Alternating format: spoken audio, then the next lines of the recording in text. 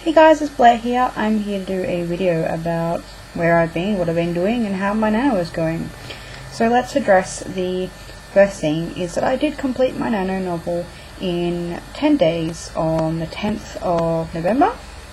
And I think I finished it, well, I haven't finished the novel itself, but I did reach 50,000 words at 50,012 words.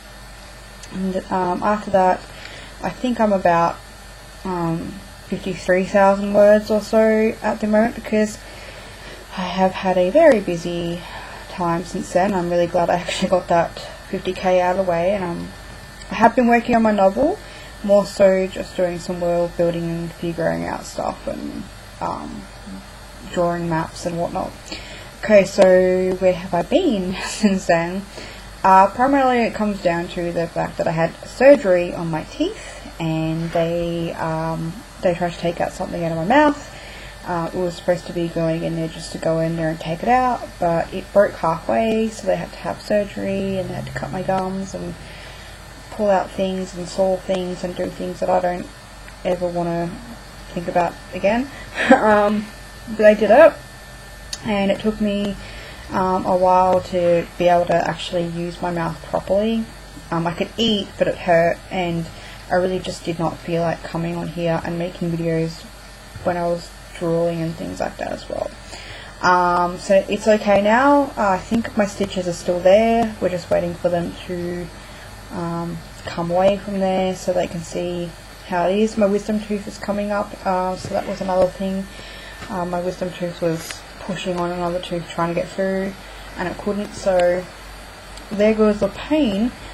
And I completed my semester of schooling, and therefore had to make a plan for next year, and I decided I'm just going to go to the next level, which is diploma in professional writing and editing, and therefore next year I will be doing advanced novel and a myriad of other classes like myths and symbols, professional editing and writing, so like copy editing and things like that, structural editing, which I'm looking forward to, and freelance. So some really good things coming in the horizon, some things that I'm going to be working towards, so that will be getting again in February.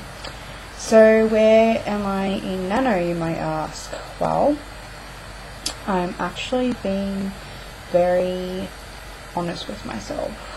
Honest in the sense that I do have things that I want to work on in the novel. Now that Nano's over, I kind of always feel this, I feel like Nano is a really, really good exercise for me to start projects and begin projects. And I've always struggled with finishing projects, and I've talked about this before. I really do struggle with finishing projects, and one of the reasons why I decided to go into a diploma is because by the end of the diploma you have to have a finished manuscript ready to go on to the next stage. So I thought about it, and I thought, okay, well now, you know, November is over, what do I really want to look at, and how do I want to use what I've learned this November to actually integrate it into my daily writing? The biggest lesson that I've learned from this process is that I no longer have the capacity to write everything chronologically. It's worked for me in the past, it has worked very, very well for me in the past, but this story has actually shown me that there are times when I'm going to need to stop what I'm doing in one section and write another scene, so I can jump back or go forward, or so I make things make sense. And I had stopped writing for a while because I was really stuck in this place of, I have to move the story forward, but I really want to write these other scenes, and all these other scenes were coming to me, and I was writing them down, brainstorming, and getting really excited to write them. And then I'd sit down at my computer and I'd be like, okay, back to the chronological order of things, and then I can come back later. And so I was approaching it at a really, not so much wrong, but a difficult perspective, and I was limiting my perspective. So if anything, November this year has taught me that to trust the process, and that is what I will tell you guys. Really trust your process. Everyone is unique, and it is constantly flexible and changing. it changes like every day for me pretty much. Not in big ways, but in small ways that add up over time. So what I've done is I've given myself that break, and I've given myself a chance to go off on tangents. And I didn't come to this naturally. I guess I did come to it naturally by writing and continuing to write. And I will say, even though I haven't been consistently doing like 4K a day, I have been writing on my novel. I have been working on it. I have been doing little tangents, character scenes, brainstorming characters. I did a session where I wrote a bit of a backstory for one of my characters, and then I went through it and I thought, okay, what out of this small 6-page backstory could I use as snippets in the current story? And I came up with some really good ideas, and ideas that I know are going to work with different pieces of the story.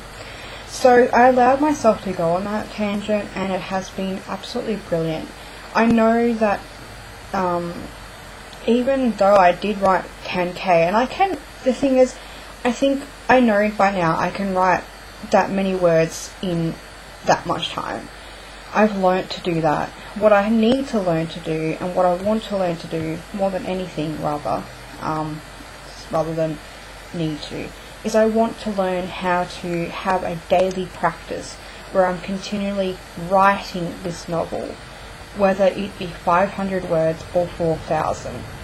And I think having a very attainable goal of, say, 2,000 a day is really good. I do know I can push myself as well, but also there's other things that I want to be working on as well in my writing life.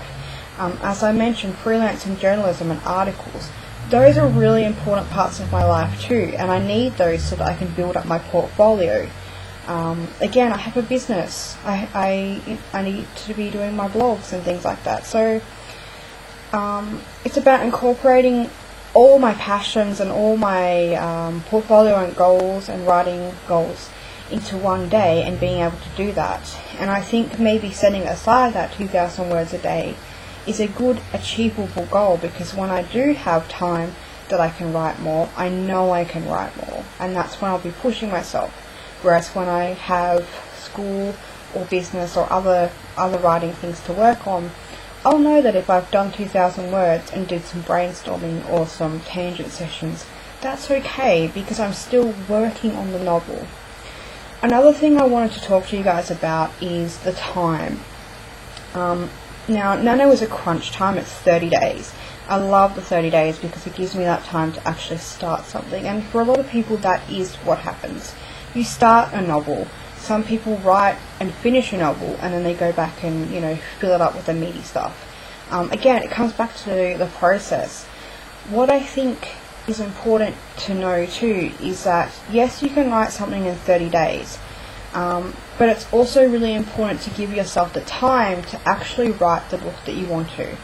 I've spoken to many people in the industry, my teachers who are writers themselves and have published books, to people like me who are really passionate about writing and are writing all the time, but may have not finished an actual manuscript per se, as in the whole thing up to the point where they're ready to just go at it completely.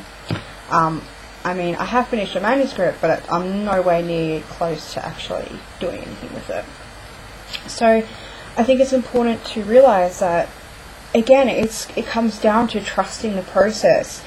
I think a lot of people get discouraged when they hear that people can, pop out 7 books a year. That's okay, because that's that person's process. Your process might be 1 year that you pop out 7 books, and the next year a project comes along that takes much more of your attention and energy or time, or maybe it's just something that needs more work, or outside factors of life come in and you need to spread that out over time. The main thing is to be writing every day. It doesn't matter how much you write, and this is very true. I need to validate this for myself a lot, that sometimes when I'm writing, say, my articles or my journaling, at the end of the day I go, I haven't done anything, I haven't written anything. But I have. I've written so much more. Just because I only wrote 300 words on my novel doesn't mean I haven't written anything. And again, even if you have written 300 words of your novel, you have written something, and that is so much more than can be said for the people who sit down, or, you know, who say, I want to write, but they haven't written anything, and they don't write anything. So celebrate those really small successes, and actually, you know, welcome the fact that it may take you 3 months, it may take you 10 years, you know, that's the process, you have to trust it. And this is what I'm learning, I have to trust that this novel may take me a long time to write, but that's okay because it's fun. And that's what the point of writing this novel is. It is to explore things that I enjoy or am curious about and have fun doing it. This will segue into one of the best books that I have read this month, and I want to show you guys. And it has really changed my perspective as well as a writer and as a teacher. You know, not a qualified teacher, of course, but as a teacher in the way that, you know, I like to present you guys things that you can learn from and be inspired and motivated by. So as a teacher, in myself, giving to you guys, I want to be able to provide that for you as well as you do for me. So I've learned a lot from this author. It is an essential book that I recommend you buy as soon as you can, because it is...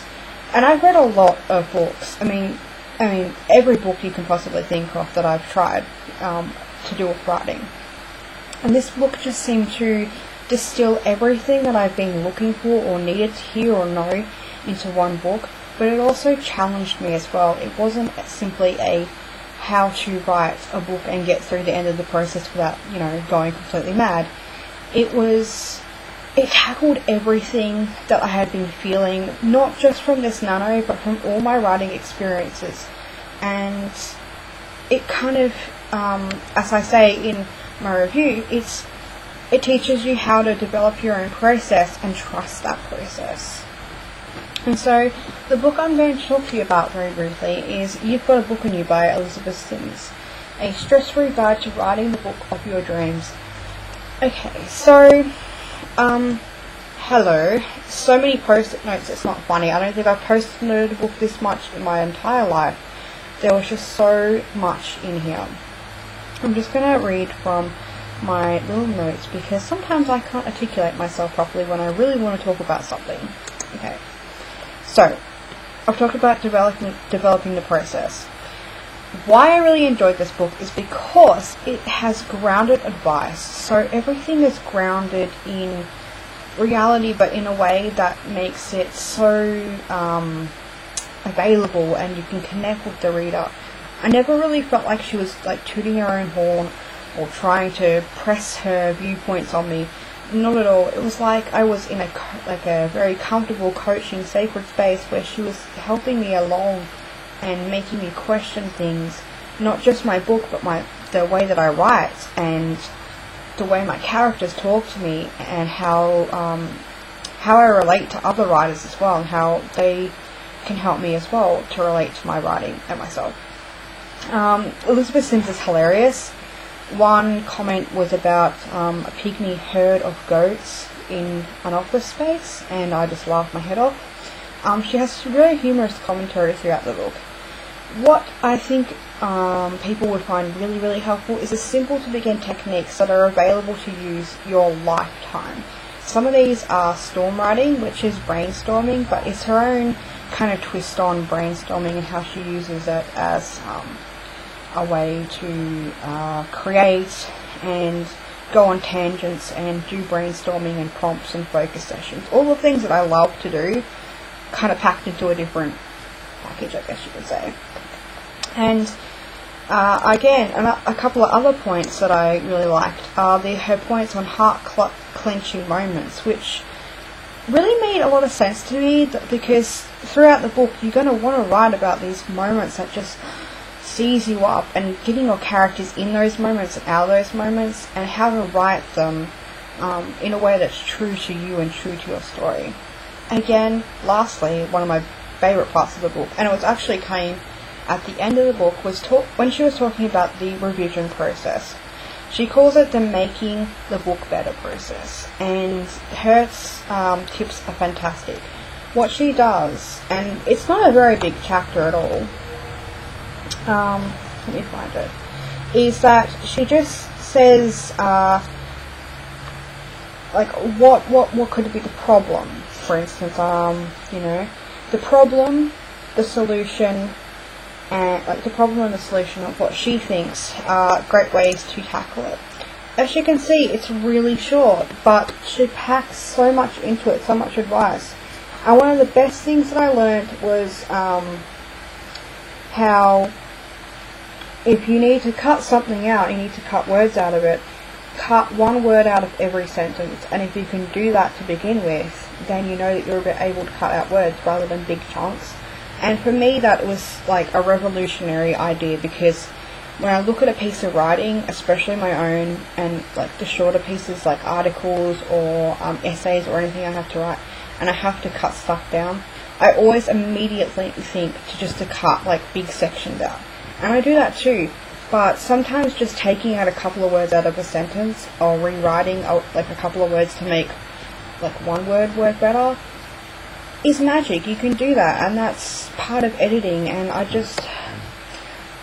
don't know guys, it just did something for my brain and it made it work. So definitely really check out this book. And it's great for people who are new to writing, people who already are immersed in the story of their first project, or seasonal writers too. It is just an essential book. I cannot tell you guys how good it is.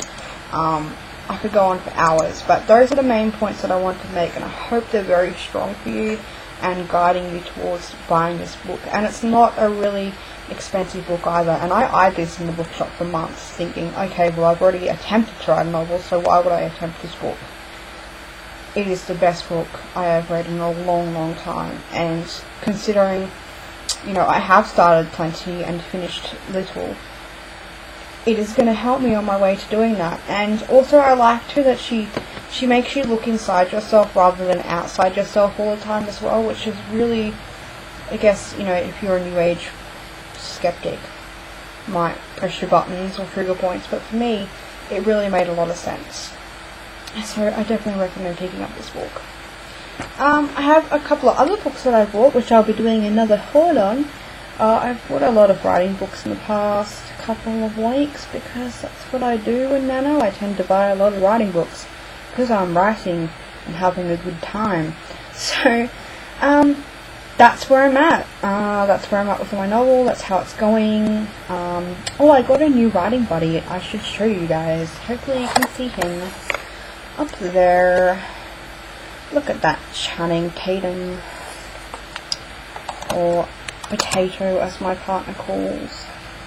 I've been rough and tumble. Yeah, so cool. He's gonna really inspire me to write very illustrious words. Alright guys, I'm gonna go now before I go and be a weirdo. Hope you guys are writing really well. I'll be making some more videos, putting some prompts in as well. And I love you all, and hopefully my mouth will heal soon. Okay, bye guys.